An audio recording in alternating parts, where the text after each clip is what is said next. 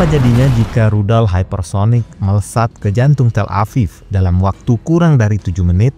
Ketika sistem pertahanan sekelas Iron Dome lumpuh total dan langit Timur Tengah berubah menjadi neraka.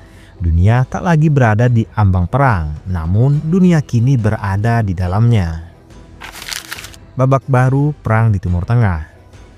Timur Tengah kembali bergejolak, namun kali ini bukan sekedar ketegangan diplomasi atau retorika politik. Ini adalah perang sungguhan, serangan yang nyata, dentuman yang mengguncang, dan api yang menyala di jantung konflik global.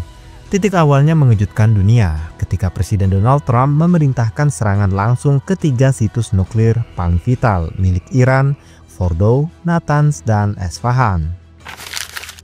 Washington meninggalkan bayang-bayang. Serangan itu menandai sesuatu yang lebih dalam. Amerika Serikat kini tak lagi hanya mendukung Israel dari balik layar. Washington resmi terjun ke medan tempur, menyerang langsung infrastruktur nuklir Iran. Dan seperti membuka kotak Pandora, Iran merespon dengan kekuatan yang selama ini hanya mereka pamerkan dalam parade militer. 40 rudal balistik pun terbang, menerangi langit malam menuju satu tujuan, Israel. Neraka di Tel Aviv. Tel Aviv tak pernah siap untuk serangan ini. Serangan datang cepat dan brutal. Iron Dome lumpuh, Arrow 3 kehilangan kendali. Wali kota Tel Aviv menyebutkan malam itu sebagai mimpi buruk yang hidup. Rumah-rumah hancur, alarm tak berhenti meraung, dan warga berlarian ke tempat perlindungan. Dunia menyaksikan bagaimana kota metropolitan itu luntur hanya dalam hitungan menit. Sejil rudal hypersonic yang mengguncang dunia.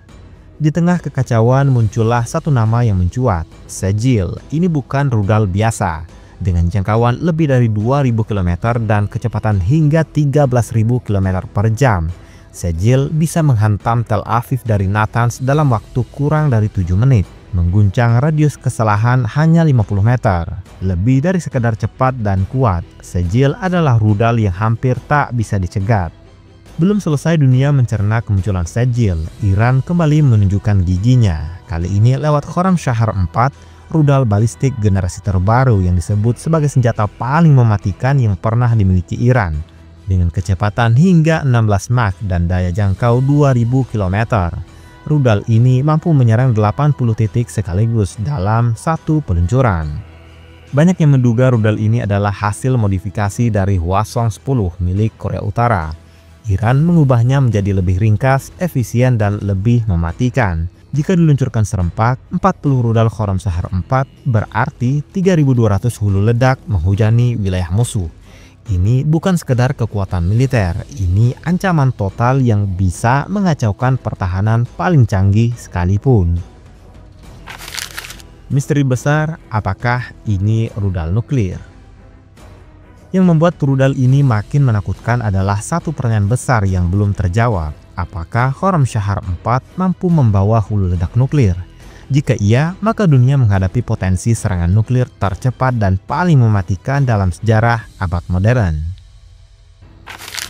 Hatz-Qassam, simbol runtuhnya pertahanan udara Israel.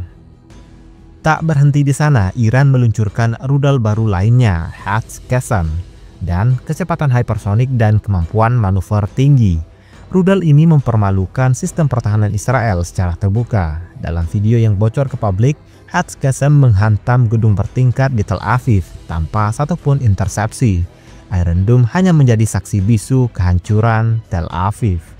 Yang membuat Hatz-Qassam mengerikan bukan hanya ledakannya, tapi kemampuannya menghindar, seolah menari di langit Israel. Rudal ini bisa mengacaukan sistem radar, membuat rudal pencegat kehilangan arah. Tak hanya cepat, Hatz-Qassam juga cerdas.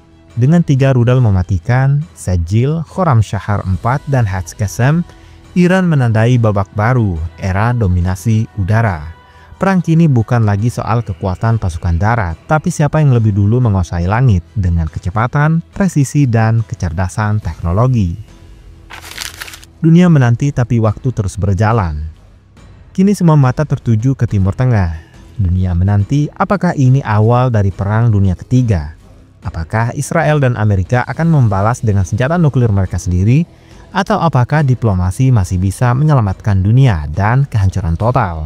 Satu hal yang pasti, perang kini bukan soal siapa yang lebih kuat, tapi siapa yang lebih cepat dan lebih cerdas.